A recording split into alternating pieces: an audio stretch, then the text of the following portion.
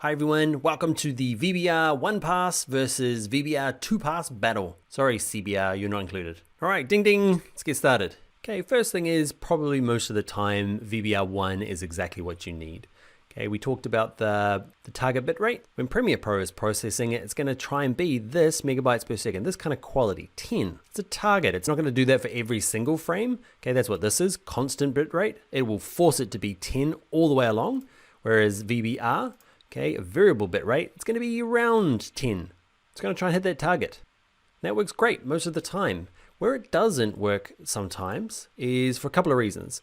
And you need the second pass. Okay, so it does the first pass. Here's my target again. But then you say, once you've finished Premiere Pro, have another go at it and see if you can identify any areas that need a little bit of extra. Okay, how much extra?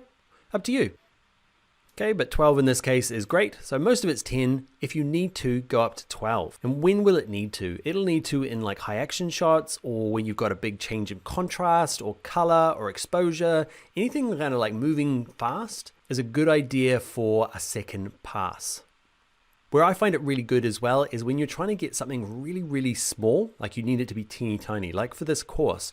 All the files that you get as part of the exercise files, I've had to go into here and set up the variable pass. So I'll go in down here and say it has to be 4, but 6. Okay, why? Because I want it to be low, but if it needs to go up. Because otherwise some of those files can come out really bad, and I'll show you one before we go. So that's the difference. Let's have a little look. I'm going to export both of these. I'm going to go back to my 10 and 12. I'll export both of these in a sec. Wait there.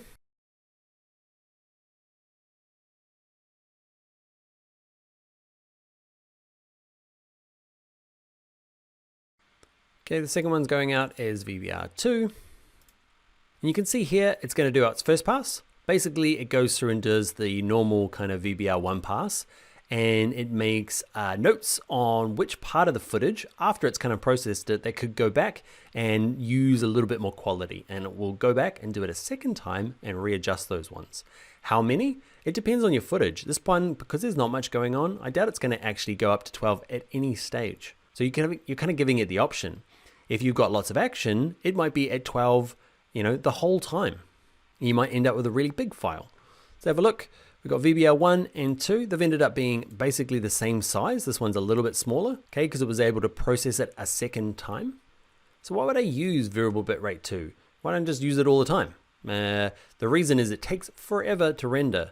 Now, my one took, I don't know, I'm guessing 60% longer additional render time on this really short one. If you're rendering out a documentary, you're like, I have to render out hundreds of videos for this course, it is going to take days longer, and that is no fun. So variable bitrate 2 pass, you've got to be really, conscious of what you're doing. Short stuff, sure, make it variable bitrate 2. You're probably not going to notice any difference in something like this, but if you're doing action shots, or I found trouble with, I couldn't find any files of it, but I've had trouble in the past where I've had gradients, like big kind of like color gradients on it, and it just didn't render quite well. It was banding and stuff. Variable bitrate fixed that up nicely. I gave it, when it needed to, a bit more quality. I'm going to show you something that I was working on for my YouTube channel. So I exported this little bit for you guys, remember? You might have seen it throughout the course. Okay, I exported this little chunk, and I need to get it really small. And I'm going to show you exporting. So I've set my in and out points. I'm going to export it. I've got some offline graphics in there, not in the bit that I'm exporting though. So I'm going to do 2 for you, one with variable bitrate 1 pass and 2 pass, and we'll compare the 2. And I'm going to go low. I want to get this really small. So on pass 1, I'm down at 3. Let's have a look at what 3 does. Okay, time taking, not long. I'll time it for you, because you can't trust that, the longest 1 second of your life. Okay, but that took a minute. Okay, so not long at all. And it's only a small little section. It's only a few seconds. Let's export it again. Same thing, variable bitrate 2 pass, and I'm gonna go try and be 3. Unless you need it, go up to 6. Let's export it. Actually, let's name it. All right, pass 1. Look, already doesn't even give you an estimated number. All right, I'm going to speed this up. You can watch the clock up there. Go.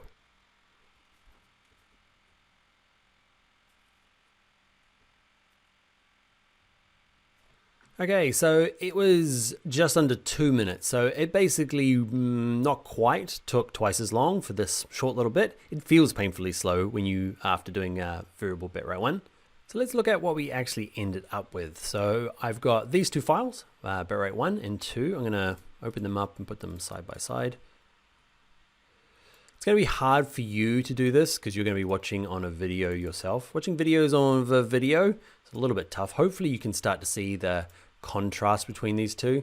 Can you see this one? All this, like, there's a lot of information, even though it's one color on my desk here, there's a lot of kind of information needed to separate all the variants. So let's have a look at this one. Can you see this one? Oh.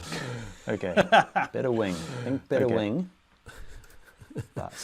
Okay, bits of it are good. Can you see this one here? This is the low quality one. So it gets into here and it's actually really nice. But way back here, can you see? Way too low. Whereas it all the way through here, it's kept a consistent, nice quality, and it's the same file size.